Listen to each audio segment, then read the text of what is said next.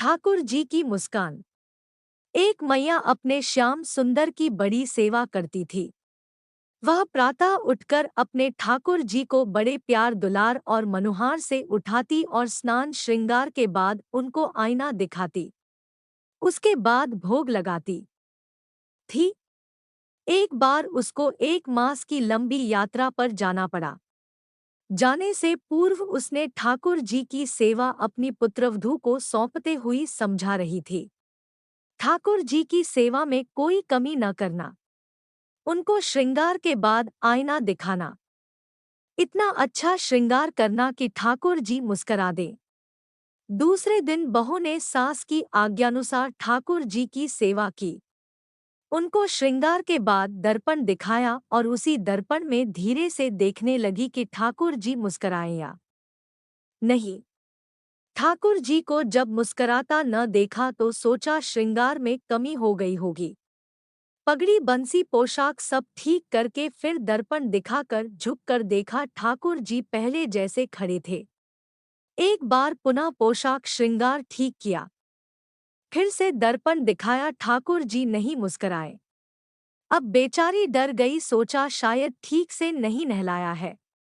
फिर से कपड़े उतार कर ठाकुर जी को स्नान कराया, पोशाक और श्रृंगार पधराया। पुनः दर्पण दिखाया, किंतु ठाकुर जी की मुस्कान न देख सकी। एक बार फिर पोशाक उतारकर पूरा क्रम दोहराया। ठाकुर जी की मुस्कान तो नहीं मिली। इस प्रकार उसने 12 बार यही उपक्रम किया। सुबह से दोपहर हो चुकी थी। घर का सब काम बाकी पड़ा था। न कुछ खाया था न पानी पिया था। बहुत जोर की भूख प्यास लगी थी, किंतु सास के आदेश की अवहेलना करने की उसकी हिम्मत नहीं थी। 13वीं बार उसने ठाकुर जी के वस्त्र उतारे, पुनः जल से स्नान कराया। ठाकुर जी सुबह से सर्दी के मौसम में स्नान कर करके तंग हो चुके थे। उन्हें भी जोर की भूख प्यास लगी थी। इस बार फिर से वस्त्र आभूषण पहन रहे थे, किंतु उनके मन में भी बड़ी दुविधा थी, क्या करूं? श्रृंगार होने के बाद आसन पर विराज चुके थे। बहू ने दर्पण उठाया। ठाकुर जी ने निश्चय कर लिया था मुस्कराने का। जैसे ही उसने दर्पण दिखाया और झुककर बगल से देखने की चेष्टा की, श्याम सुंदर मुस्करा रहे थे। उनकी भुवन मोहिनी हंसी देखकर बहू विस्मित हो गई, सारी दुनिया को भूल गई। थोड़ी देर में होश में आने के बाद उसको लगा, शायद मेरा भ्रम हो, ठाकुर जी तो हंसे नहीं। उसने पुनः दर्पण दिखाया। ठाकुर जी ने सोचा, प्यारे, अगर भोजन पाना है तो हंसना पड़ेगा। वे मध्यम मध्यम हंसने लगे। ऐसी हंसी उसने पहले नहीं देखी थी। वह मंदहास उसके हृदय में बस गया था। उस छवि को देखने का उसका बार बार मन हुआ। एक बार फिर उसने दर्पण दिखाया और ठाकुर जी को मुस्कराना पड़ा। अब तो मारे खुशी के वह फूली न समाई, बड़े प्रेम से उनको भोग लगाया और आरती की। दिन की शेष सेवाएं भी की और रात्रि को शयन कराया।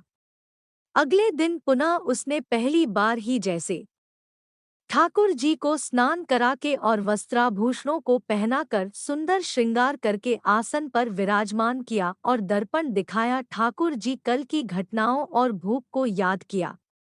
ठंडे जल से 13 बार का स्नान याद करके ठाकुर जी ने मुस्कराने में ही अपनी भलाई समझी। उसने 3 बार ठाकुर जी को दर्पण दिखाया और उनकी मनमोहक हंसी का दर्शन किया। आगे की सेवा भी क्रमानुसार पूरी की। अब तो ठाकुर जी रोज ही यही करने लगे, दर्पण देखते ही मुस्करा देते। बहू ने सोचा शायद उसको ठीक से श्रृंगार करना आ गया है, वह इस सेवा में निपुण हो गई है। 1 मास बाद जब मैया यात्रा से वापस आई, आते ही उसने बहू से सेवा के बारे में पूछताछ की। बहू बोली, मैया, मुझे एक दिन तो सेवा मुश्किल लगी, किंतु अब मैं निपुण हो गई हूँ। अगले दिन मैया ने स्वयं अपने हाथों से सारी सेवा की श्रृंगार कराया। अब दर्पण लेने के लिए हाथ उठाया, ठाकुर जी स्वयं प्रकट हो गए। मैया का हाथ पकड़ लिया, बोले, मैया, मैं तेरी सेवा से प्रसन्न तो हूँ, पर दर्पण दिखाने की सेवा तो मैं तेरी बहुरानी से ही करवाऊंगा। तू तो रहने दे। मैया बोली, लाला, क्या मुझसे कोई भूल हुई? ठाकुर जी ने कहा, नहीं मैया, भूल तो नहीं हुई, पर मेरा मुस्कराने का मन करता है, और मैं तो तेरी बहुरानी के हाथ से दर्पण देखकर मुस्कराने की आदत डाल चुका हूँ। अब ये सेवा तू उसी को करने दे। मैया ने बहुरानी को आवाज लगाई और उससे सारी बात पूछी। बहू ने बड़े सहज भाव से बता दिया, हाँ, ऐसा रोज मुस्कराते हैं, ये केवल पहले दिन समय लगा था। मैया बहू रानी की श्रद्धा और उसकी लगन और ठाकुर जी दर्शन से अति प्रसन्न हो गई। उसे पता चल गया कि उसकी बहू ने ठाकुर जी को अपने प्रेम से पा लिया है।